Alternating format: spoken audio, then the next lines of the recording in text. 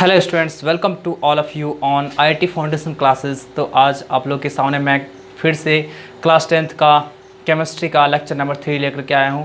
तो आज आप लोग देख रहे होंगे टॉपिक आपका क्या है, representation of chemical reactions. Chemical reactions को कैसे रिप्रेजेंट करते हैं। तो आपका दो मेथड है रिप्रेजेंट करने का, एक आपका है वर्ड इक्वेशन एंड आपका सेकेंड है केमिकल इक्वेशन। तो देखिए वर्ड इक्वेशन क्या होता है, इस चीज़ को आप लोग ध्यान से देखिएगा एंड नोट कीजिएगा। किसी भी तरीके का प्रॉब्लम आपको होगा तो आप हमारे व्हाट्सएप ग्रुप पे पूछ सकते हैं क्वेश्चंस को, ठीक है। चलिए वर्ड इक्वेशन की बात करते हैं। तो ये वर्ड इक्वेशन है क्या, इसमें क्या करते हैं जी, हम लोग केमिकल रिएक्शन को रिप्रेजेंट करेंगे। जो भी आपका केमिकल्स पार्टिसिपेट कर रहा होगा, जो भी रिएक्टेंट्स एंड प्रोडक्ट आपका रिएक्शन में इन्वॉल्व हो रहा होगा, सारे को क्या करेंगे, सारे का केमिकल नेम हम लोग लिखा करेंगे, ठीक है। तो यहाँ पे मैं लिख देता हूँ,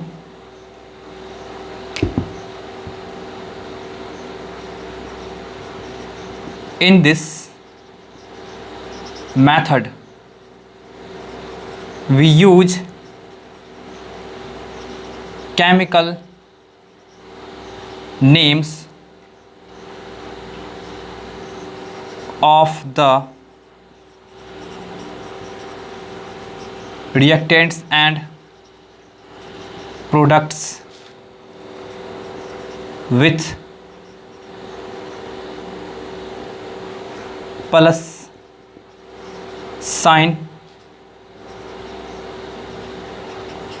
among themselves and reactant and product are separated by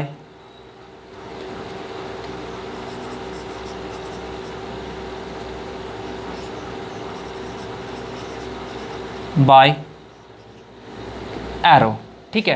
arrow के द्वारा हम लोग क्या करेंगे, इसे सेपरेट करेंगे। आप लोगों को मैं बता रहा हूँ, यहाँ पे मैं मिटा दे रहा हूँ पहले, ठीक है, फिर से एक्सप्लेन मैं करूँगा। आप लोग इसको नोट कर लीजिएगा।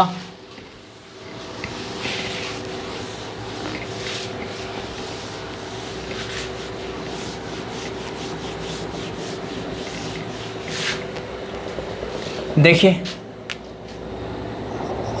फर्स्ट वर्ड इक्वेशन की बात कर रहे हैं, आप लोग डेफिनेशन लिख चुके होंगे, ठीक है। एग्जाम्पल मैं दिखा देता हूं आपका, methane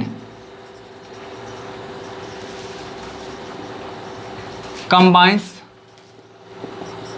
with oxygen to form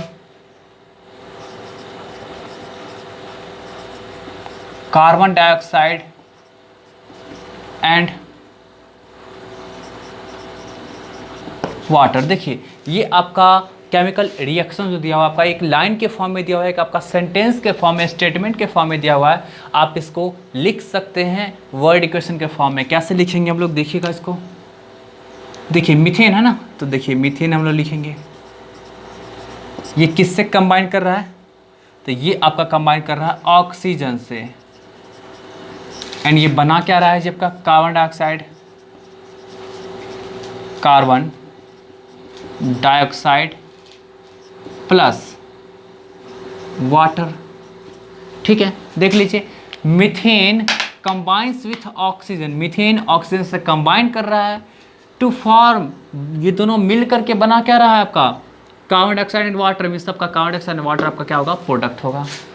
इस तरह से लिखा करेंगे, ठीक है। तो ये आपका क्या है, इस तरह का बात है। अब यहाँ पे देखिए, यहाँ पे बहुत सारा कुछ आपका डेफिशिएंसी है। यहाँ पे आप यहाँ पे क्लियर नहीं कर सकते हैं कि कितना मॉलिक्यूल्स कंबाइन कर रहा है ना। मॉलिक्यूल्स समझ में आ रहा है ना, मॉलिक्यूल्स आप लोग समझे पढ़े होंगे क्लास 9th में, ठीक है। तो कितना मॉलिक्यूल्स कंबाइन कर रहा है, क्या सब, बहुत सारा आपका इन्फॉर्मेशन है जो कि नहीं दे पाता है। दूसरा नंबर क्या होता है कि आपका स्पेस बहुत ज़्यादा ऑक्यूपाई कर रहा है, ठीक है।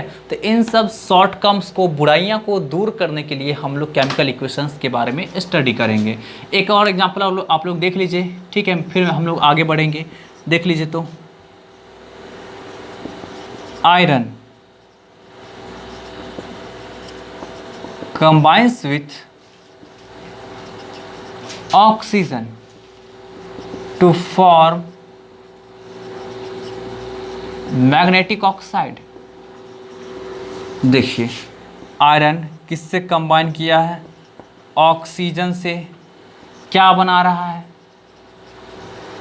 मैग्नेटिक ऑक्साइड, ठीक है, कोई डाउट है, ये आपका बना रहा है। अब सोचिए यहाँ पे आपको आयरन ऑक्सीजन से कंबाइन कर मैग्नेटिक ऑक्साइड बना रहा है, यहाँ पे कुछ भी इंफॉर्मेशन नहीं मिल पा रहा है, सिर्फ आपको इतना पता है कि कौन सा कंपाउंड बन रहा है, कौन सा कंपाउंड आपको पार्टिसिपेट कर रहा है, ठीक है, कोई डाउट है। तो देख लीजिए इसका शॉर्ट कमिंग्स देख लीजिए, शॉर्ट कम्स बोल सकते हैं या फिर बेहतर रहेगा हम लोग लिमिटेशंस बोलेंगे कि आप लोग लिमिटेशंस से बहुत ज़्यादा अवगत होंगे। Limitations of word equation. First limitation क्या होगा, ये आपका ये वर्ड इक्वेशन आपका इम्प्लाइज नहीं करता है कि कौन से कंपाउंड का या फिर कौन से एलिमेंट का क्या आपका मॉलिक्यूलर फार्मूला होगा या फिर सिंबॉलिक रिप्रेजेंटेशन होगा, ठीक है। तो यहाँ पे बोल सकते हैं it doesn't give about the knowledge of chemical formula of compounds or elements, ठीक है। कंपाउंड हो या फिर कंपाउंड के प्लेस आप मॉलिक्यूल भी बोल सकते हैं, मॉलिक्यूल बोल देंगे ज़्यादा बेहतर रहेगा। मॉलिक्यूल्स और एलिमेंट्स, ये आपका उसके मॉलिक्यूलर फार्मूला के बारे में किसी तरह का कोई इंफॉर्मेशन नहीं दे पाता है, ठीक है। नेक्स्ट देखिए आपका it doesn't give the number of, number या फिर अमाउंट बोल सकते हैं, वो ज़्यादा बेहतर रहेगा। It doesn't give the amount of reactants और products involved in the reaction. Reaction में आपका रिएक्टेंट का या फिर प्रोडक्ट का कितना अमाउंट आपका इन्वॉल्व हो रहा है उसके बारे में किसी तरह का कोई डाटा नहीं दे पाता है, ठीक है। नेक्स्ट हम बात करते हैं, ऊपर मैं लिख रहा हूँ, आप लोग नोट कर लीजिएगा इसको। नेक्स्ट लिमिटेशंस देखिएगा आप लोग, थर्ड लिमिटेशंस की बात कर रहे हैं हम लोग, देखिएगा। It doesn't give the state of reactants and products, मतलब आपका रिएक्टेंट या प्रोडक्ट आपका कौन से स्टेट में आपका कंबाइन कर रहा है, लिक्विड में, गैस में, एक्वस में, ठीक है, किसी भी तरीके का स्टेट का आपका ये चर्चा यहाँ पे नहीं कर पाता है, ठीक है। फिर देख लीजिएगा आपका it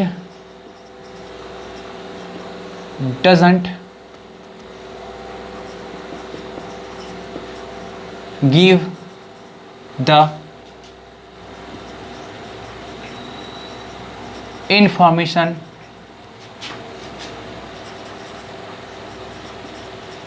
about the exothermic or endothermic reaction. Exothermic and endothermic आप लोगों को समझ में आ रहा होगा। एक्सोथर्मिक में सबका ऐसा रिएक्शन जहां से हीट एनर्जी इवॉल्व होता है, निकलता है, रिलीज होता है, ठीक है। एंड इंडोथर्मिक कहने का सेंस होगा आपका ऐसा रिएक्शन जहां पे आपका हीट एनर्जी का एब्जॉर्ब होता है, ठीक है। कोई डाउट है तो ये आपका क्या होगा, यहाँ पे ये डाटा आपका नहीं दे पाता है, ठीक है। एकदम क्लियर है ना, एकदम बात समझ में आ रही है। चलिए अब चलिए हम लोग अब नेक्स्ट पे चलते हैं। इन सब शॉर्ट कमिंग्स को दूर करने के लिए हम लोग क्या करेंगे, अब हम लोग स्टडी करेंगे केमिकल इक्वेशंस की।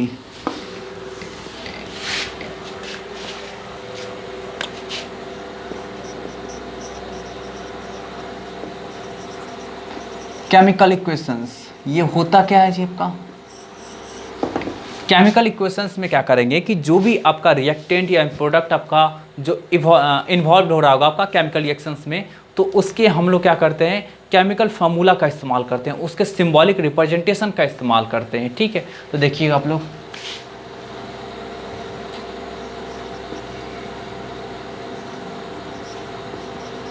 इन this case we use chemical formula and symbols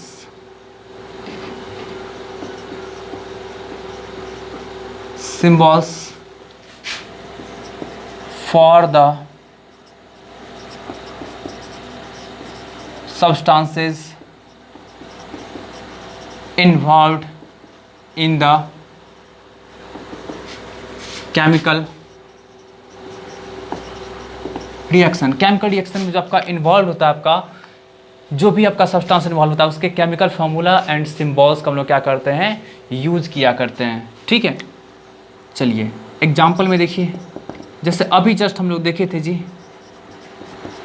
methane combines with oxygen to form carbon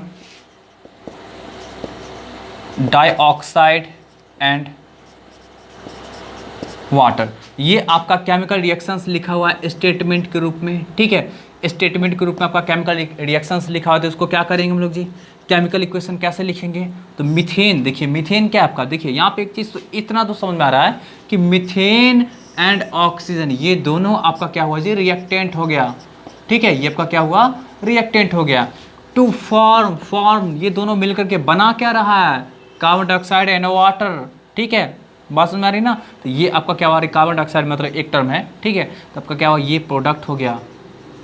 तो आपका रिएक्टेंट एंड प्रोडक्ट को यहाँ भी क्या करेंगे हम लोग एरो के द्वारा सेपरेट करेंगे। ठीक है, तो क्या होगा आपका मीथेन का जो केमिकल फार्मूला होता है वो क्या होता है आपका यही होता है CH4। ठीक है, ये आपका क्या है मीथेन। ठीक, प्लस आपका ऑक्सीजन, तो ऑक्सीजन के लिए O2। फिर देख लीजिए दोनों को क्या करेंगे जी हम लोग रिएक्टेंट एंड प्रोडक्ट को एरो के द्वारा सेपरेट करेंगे। ठीक है, बना क्या रहा है आपका कार्बन डाइऑक्साइड, तो कार्बन डाइऑक्साइड का आपका CO2 होता है, वाटर तो वाटर का आपका H2 होता है। ये आपका ऑक्सीजन हो गया, ये आपका कार्बन डाइऑक्साइड हो गया एंड ये आपका क्या हुआ वाटर हो गया। तो हम लोग इसका इस्तेमाल करेंगे। देखिए तो कितना कम स्पेस लिया, ये लिखने का कोई ज़रूरत नहीं, मैं जस्ट लिख दिया हूँ आप लोग के लिए। ठीक है, कि आप लोग को मे भी नहीं पता चले कि किसका कौन सा होगा। ठीक है, तो ये बस देखिए तो कितना छोटा में लिखा गया, वहाँ पे कितना लंबा था। यहाँ से आपका देखिए तो एक तो सबसे पहला नंबर आपका ये होगा, इसका मतलब इसका एडवांटेज। ठीक है, मतलब advantage of chemical equations over word equation. तो वर्ड इक्वेशन के ओवर में इसका का क्या एडवांटेज है, मीन्स क्या फ़ायदा है। तो सबसे फर्स्ट आपका केस होगा, सबसे फर्स्ट पॉइंट इसका होगा कि ये स्पेस कम ऑक्यूपाई करता है। ठीक है, फर्स्ट पॉइंट। सेकेंड पॉइंट क्या होगा आपका कि इससे आपको ये पता चलेगा कि यहाँ पे आपका जो भी केमिकल्स, जो भी आपका सब्सटेंस इन्वॉल्व हुआ था केमिकल रिएक्शन में, उसका हम लोग क्या कर सकते हैं मॉलिक्यूलर फार्मूला, आपका सिंबॉलिक फार्मूला, ये सब कुछ हम लोग पता कर सकते हैं। ठीक है, कोई डाउट है, ये बात एकदम आपको समझ में आ रही है ना। चलिए तो ऐसे करके लिख सकते हैं। इसी तरह जितने भी आपका इक्वेशंस होंगे सबको लिख सकते हैं। तो सबसे पहले इसको लिखने का हम आप लोग को बताएंगे कि कैसे लिखेंगे इसको। ठीक, आप लोग इसको नोट कर लीजिएगा कि केमिकल इक्वेशंस को हम लिखेंगे कैसे। ठीक है, अभी तो जस्ट आपको बता दिए हैं।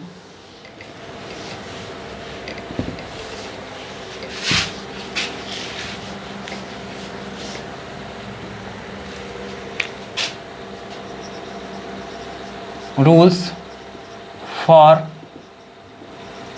Writing a chemical equation.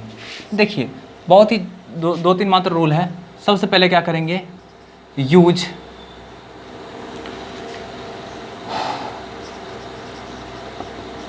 Chemical formulas and symbols for each substances. Second देख लीजिए, write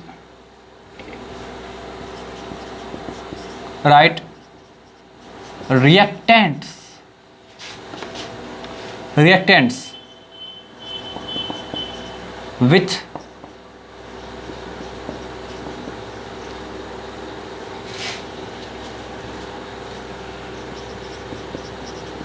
separated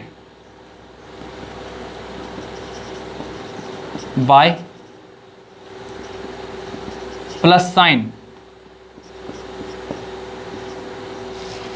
Write reactant separated by plus sign on the left hand side, जिसको हम लोग LHS कहा करते हैं, ठीक है।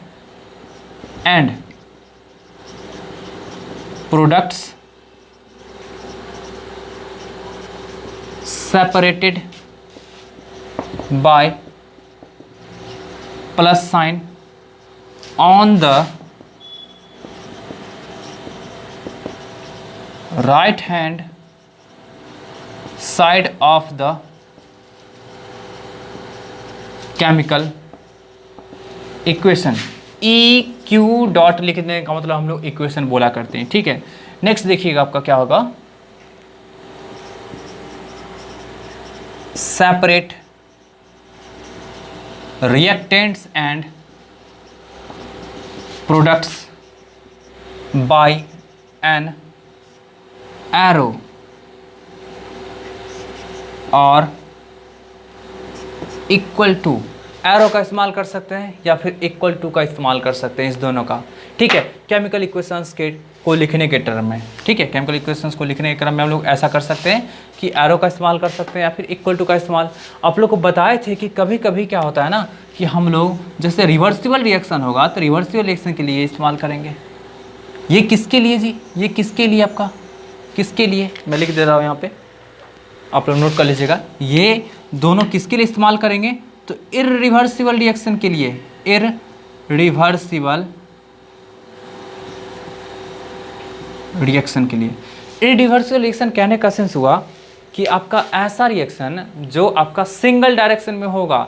जैसे मान लीजिए मीथेन को बर्न किए तो आपका CO2 प्लस वाटर निकला, ठीक है, CO2 प्लस वाटर निकला। अब मान लीजिए कि CO2 एंड वाटर को मिलाएंगे तो क्या मीथेन बनेगा, में भी नहीं बनेगा। तो जब नहीं बनेगा तो आपका क्या हुआ, ये इररिवर्सिबल रिएक्शन होगा। मतलब रिएक्टेंट से प्रोडक्ट में कन्वर्ट कर दिए एंड अगेन प्रोडक्ट को ही मिलाएंगे, आपस में कुछ स्पेसिफिक कंडीशन लाएंगे या फिर उसी कंडीशन पे, सेम कंडीशन पे आपका जो प्रोडक्ट बना है उसी को सेम कंडीशन पे, जिस कंडीशन पे आपका प्रोडक्ट बना था सेम कंडीशन पे हम लोग उसको रिएक्शन कराएंगे प्रोडक्ट को, तो आप वापस आपका रिएक्टेंट में कन्वर्ट नहीं हो सकता। एग्जाम्पल में देखिए, इररिवर्सिबल रिएक्शन का एग्जाम्पल में देखिए, रोटी आप लोग खाते होंगे, ठीक है। तो माँ क्या करती है कि आटा में क्या करती है, पानी को मिलाती है, उसको अच्छे से गूंथती है, ठीक है, और उसका क्या करती है, उसको बेल करके और तवा जो होता है आपका जिस पर हम रोटी को सेकते हैं उस पर डालती है, ठीक है। अब रोटी बन के तैयार हो गया, ठीक। अब सोचिए कि आपसे कहा जाएगा कि इस रोटी को कन्वर्ट करिए अगेन आटा में, तो क्या हो सकता है, क्या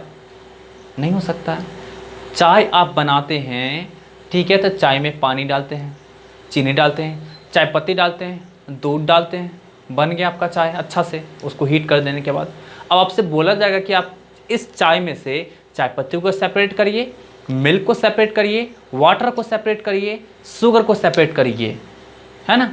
रिएक्टेंट तो आपका यही था ना जी, अरे चीनी था, ठीक है, आपका ये वाटर था, मिल्क था, चाय पत्ती था, यही आपका था रिएक्टेंट। आपका प्रोडक्ट जो बना तो चाय है, तो क्या चाय को फिर से हम लोग क्या कर सकते हैं, रिएक्टेंट में कन्वर्ट कर सकते हैं, नहीं कर सकते हैं, है ना। तो ये आपका कौन सा रिएक्शन हुआ जी, इररिवर्सिबल रिएक्शन हुआ। तो इररिवर्सिबल रिएक्शन जहाँ कहीं भी होगा वहाँ पे हम लोग एक सिंगल हेडेड एरो का इस्तेमाल करेंगे, जो कि ये एरो बताता है डायरेक्शन ऑफ रिएक्शन बताएगा। रिएक्टेंट टू प्रोडक्ट हो रहा है, मीन्स रिएक्टेंट आपस में कंबाइन करके प्रोडक्ट का फॉर्मेशन कर रहा है, या फिर आप इक्वल टू का भी इस्तेमाल कर सकते हैं, ठीक है। बट जहाँ पे आपका रिवर्सिबल रिएक्शन होगा, मीन्स रिवर्स हो सकता है, आपका रिएक्टेंट आपस में कंबाइन किया, प्रोडक्ट में कन्वर्ट हुआ, प्रोडक्ट को ब्रेक करेंगे तो आपका क्या हुआ जी, फिर से आपका क्या हुआ, रिएक्टेंट में कन्वर्ट हो गया। तो वहाँ पे आप इसका इस्तेमाल करेंगे। इस साइन को हम लोग बोला करते हैं इक्विलिब्रियम साइन।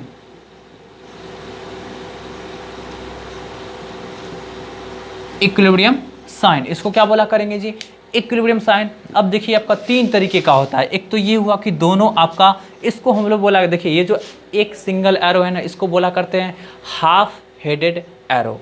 ठीक है, इसको क्या बोला करेंगे जी हम लोग, ये जो लिखा हुआ है ऐसे करके जो लिखा हुआ है, ठीक है, ऐसे करके जो लिखा हुआ है, इसको क्या बोलते हैं हम लोग जी, हाफ हेडेड एरो।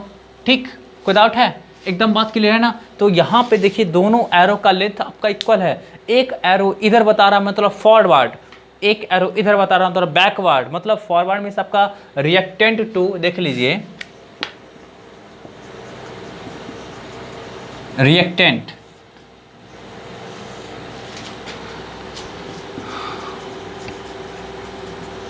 देखिए तो रिएक्टेंट कन्वर्ट हो रहा है प्रोडक्ट में, रिएक्टेंट कन्वर्ट हो रहा है प्रोडक्ट में, तो आपका ये वाला एरो दिखाएगा। रिएक्टेंट कन्वर्ट हो रहा है प्रोडक्ट में, तब ये वाला एरो दिखाएगा। एंड प्रोडक्ट कन्वर्ट हो रहा है रिएक्टेंट में, तो आपका ये वाला एरो दिखाएगा। बात समझ आ रही है। नीचे वाला जो एरो है ये क्या बता रहा है, ये क्या बता रहा है जी, आपका प्रोडक्ट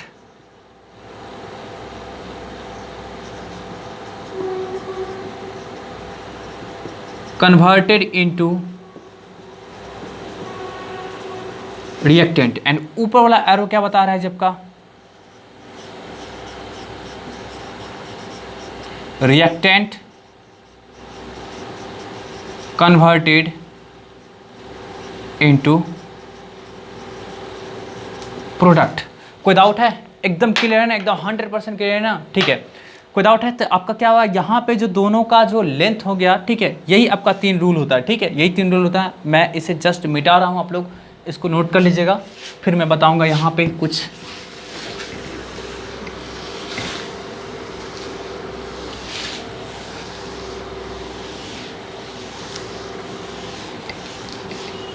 अब देखिए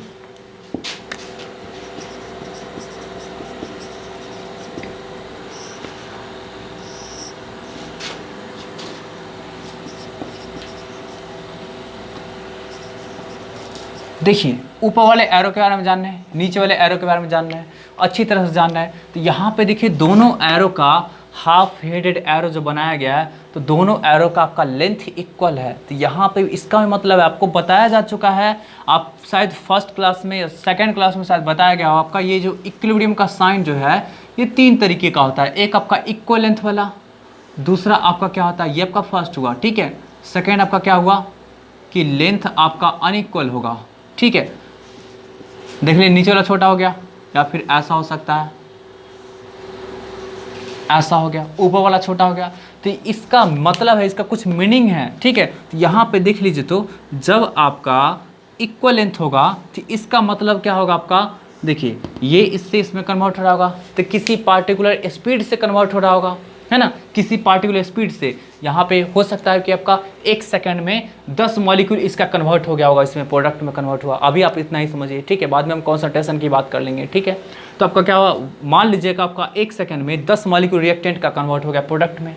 तो आपका यहाँ पे जो लगा हुआ है, ये जो एरो नीचे की ओर लगा हुआ है, तो ये बता रहा है कि 1 सेकंड में फिर से 10 प्रोडक्ट का जो मॉलिक्यूल है, 10 जो प्रोडक्ट का मॉलिक्यूल वो भी आपका कन्वर्ट हो चुका किसमें, रिएक्टेंट में। बात समझ आ रही है ना। अरे 1 सेकंड में 10 रिएक्टेंट का मॉलिक्यूल मान लीजिए कन्वर्ट हो गया आपका प्रोडक्ट में, तो सेम आपका उसी time, at the same time 1 second में 10 प्रोडक्ट का मॉलिक्यूल कन्वर्ट हो चुका होगा किसमें, रिएक्टेंट में हो चुका होगा। एकदम बात क्लियर है ना। मीन्स आपका यहाँ पे जो ये इक्विलिब्रियम का साइन जो बताता है, एंड ये आपका जो इक्वल लेंथ वाला जो आपका दोनों का दोनों हाफ हेडेड एरो है, वो क्या इंप्लाइज करता है जी, कि आपका स्पीड ऑफ जो आपका रिएक्शन होगा, जो फॉरवर्ड रिएक्शन होगा, उसको क्या बोला करते हैं जी, ये क्या बताएगा आपका, forward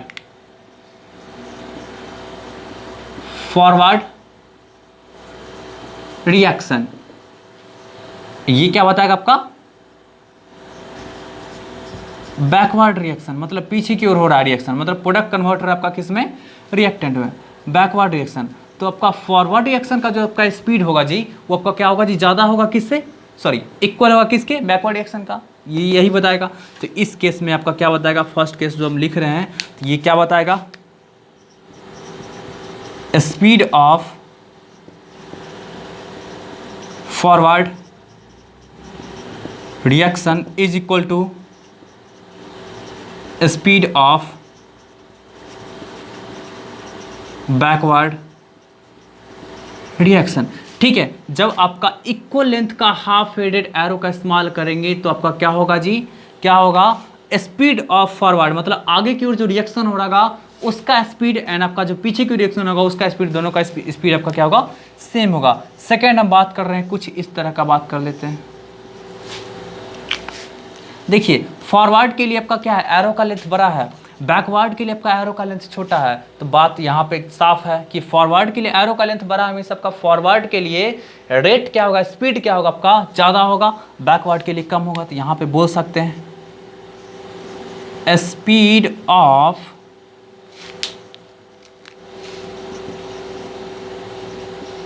forward reaction is greater than the speed of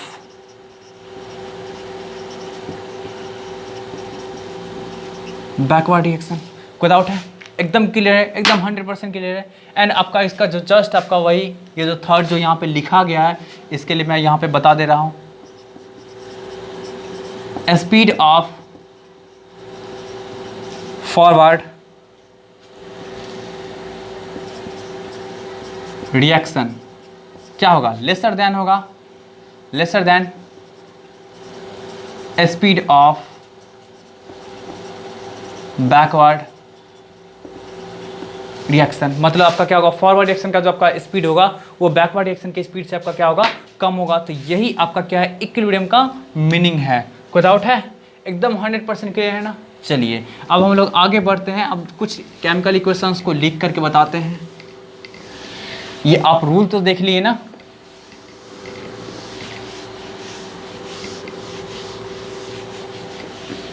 जैसे देखिए रूल तो आप देख चुके हैं, ठीक है। आप जैसे देख लीजिए, आपका मैं बता रहा हूं एक इक्विलिब्रियम से रिलेटेड, देखिए एग्जांपल देख लीजिए, आपका nitrogen combines with hydrogen to form ammonia.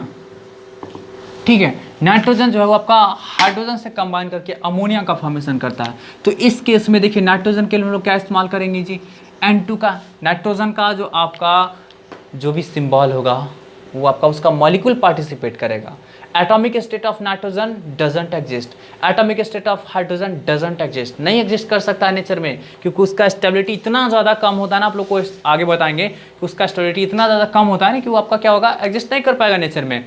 इसलिए उसका मॉलिक्यूलर फॉर्म का इस्तेमाल करेंगे। तो नाइट्रोजन बोल रहे हैं मतलब N2, आपको दिमाग में एकदम याद रखना है N2। हाइड्रोजन बोल रहे हैं में सबका H2, ऑक्सीजन बोल रहे हैं में सबका O2। ठीक, तो यहाँ पे देखिए नाइट्रोजन ये किससे कंबाइन करेगा, हाइड्रोजन से कंबाइन किया, क्या बनाएगा आपका, तो प्रोडक्ट में बना रहा है आपका अमोनिया। आपको तो यहाँ पे नहीं पता है कि क्या चीज़ का इस्तेमाल करेंगे, एरो का इस्तेमाल करेंगे या फिर इक्वल टू का या फिर इक्विलिब्रियम का। यहाँ पे मैं बता दे रहा हूँ, यहाँ पे हम लोग इस्तेमाल किया करते हैं इक्विलिब्रियम का।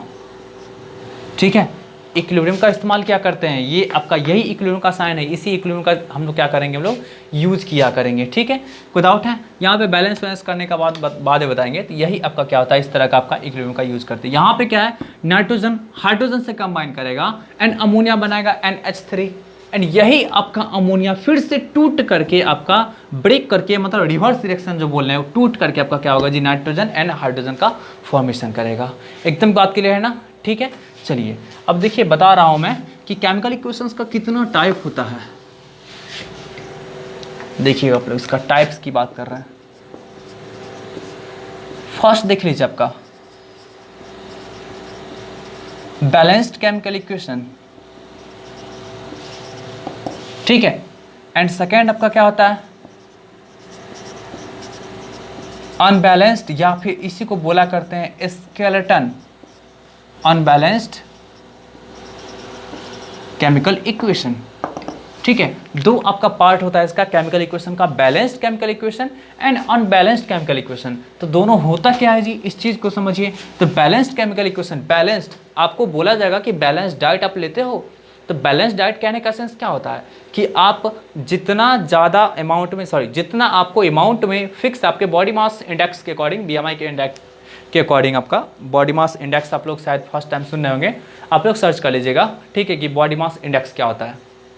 ठीक है, तो बॉडी मास इंडेक्स के अकॉर्डिंग मतलब प्रत्येक पर्सन को एक लिमिटेड अमाउंट में कैलोरी एंड प्रोटीन, फैट सब कुछ चाहिए होता है एवरीडे उसके डाइट में। ठीक है, आप यदि जो भी आपका लिमिटेड अमाउंट में आपको रिक्वायर्ड है, ठीक है, आप यदि उसको ले रहे हैं तो उसको क्या बोला करते हैं, बैलेंस्ड डाइट। ठीक है, तो आपका उसी तरह यहाँ पे किसी पार्टिकुलर केमिकल रिएक्शंस में, किसी पार्टिकुलर केमिकल रिएक्शंस में कोई जो आपका रिएक्टेंट होगा, प्रोडक्ट होगा, तो सबका पार्टिकुलर अमाउंट का फॉर्मेशन होता है। ठीक है, तो उसी पार्टिकुलर अमाउंट को जो रिप्रेजेंट करेंगे तो वो आपका क्या होता है, बैलेंस्ड केमिकल इक्वेशन होता है। और हम लोग जो भी आपका पार्टिकुलर रिक्वायर्ड अमाउंट होगा उसको रिप्रेजेंट नहीं कर पाएंगे तो आपका क्या होता है जी, अनबैलेंस्ड केमिकल इक्वेशन। ठीक है, तो चलिए हम लोग स्टार्ट करते हैं, बैलेंस्ड केमिकल इक्वेशन की तरफ मूव करते हैं। देखिएगा आप लोग, balanced chemical equation, in this chemical equation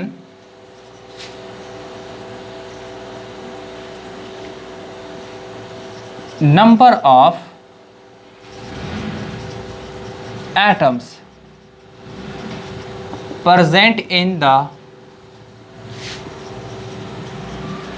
reactants are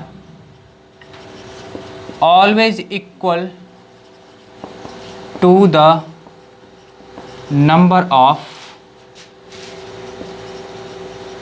atoms of all elements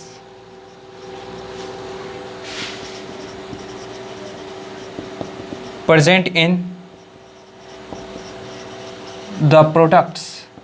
ठीक है, जितना आपको एटम्स जितना आपको रिएक्टेंट रिप्रेजेंट होगा उतना ही आपका क्या होगा जी, प्रोडक्ट में प्रेजेंट होगा किसी पार्टिकुलर एलिमेंट, मतलब सबके लिए। ठीक है, जितना भी आपका सब्सटेंस आपका पार्टिसिपेट करा, सबका आपका नंबर ऑफ एटम्स यदि इक्वल होगा दोनों साइड में, आपका LHS में एंड RHS में, तो उसको क्या कहते हैं हम लोग जी, बैलेंस्ड केमिकल इक्वेशन।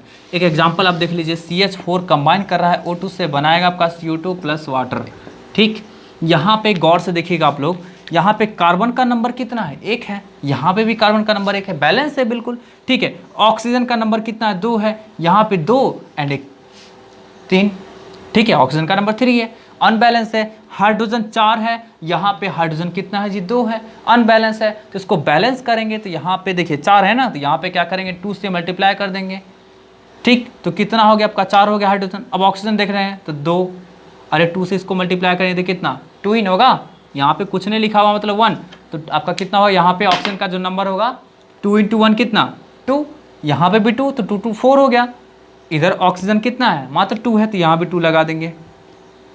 देखिए 2 × 4 oxygen balance, 2 and 2 4 oxygen balance, यहाँ भी कार्बन बैलेंस, यहाँ भी कार्बन बैलेंस, कोई डाउट है। तो ये आपका क्या हुआ, बैलेंस्ड केमिकल इक्वेशन हो गया। ठीक है, चलिए अनबैलेंस्ड केमिकल इक्वेशंस का बात करते हैं। तो यहाँ पे देखिए हम लोग इसी में लगा देते हैं हम लोग,